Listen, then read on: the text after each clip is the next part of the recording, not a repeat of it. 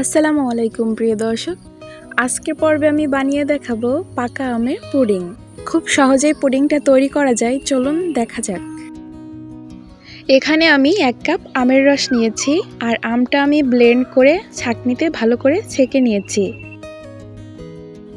এখানে আমি 1 কাপ দুধ দিয়ে দিচ্ছি আর এখানে আমি 1.5 কাপ দুধ জাল করে 1 কাপ করে নিয়েছি। দুধটা অবশ্যই ঠান্ডা করে নিতে হবে। দিয়ে দিচ্ছি 1/4 কাপ চিনি। চিনিটা আপনাদের স্বাদ মতো দিবেন। এবার দিয়ে দিচ্ছি 1 চা চামচ উঁচু উঁচু আগার আগার পাউডার। এবার সবগুলো উপকরণ ভালোভাবে মিশিয়ে নিতে হবে। আগার আগার পাউডারটা যেন দলা পেকে না থাকে সেদিকে খেয়াল রাখতে হবে। ভালোভাবে মেশানো হয়ে গিয়েছে, এখন চলে যাব চুলায়। চুলায় দেওয়ার পর 3 থেকে 4 মিনিট ভালোভাবে জাল করে নিব।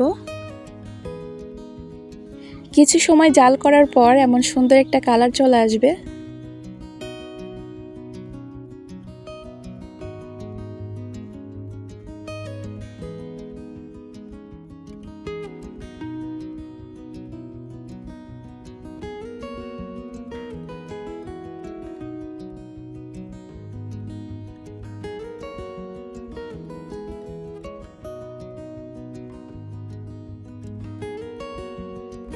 আমার কিন্তু প্রায় জাল করা হয়ে গিয়েছে, দেখতেই পারছেন অনেকটা টেনে এসেছে। ঠিক এই পর্যায়ে নামিয়ে নিব। এখন আমি যে পাত্রে পুডিংটা সেট করব সেই পাত্রে ঢেলে নিচ্ছি।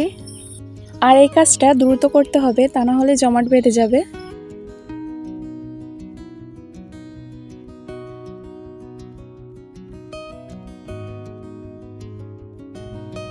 এখন আমি 30 মিনিটের জন্য ফ্যানের নিচেই রেখে দেব, এতে করে পুডিংটা ভালোভাবে সেট হয়ে যাবে।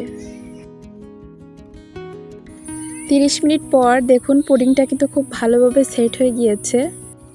চারপাশটা আমি একটু ছাড়িয়ে দিচ্ছি যাতে সহজে পুডিংটা বেরিয়ে আসে।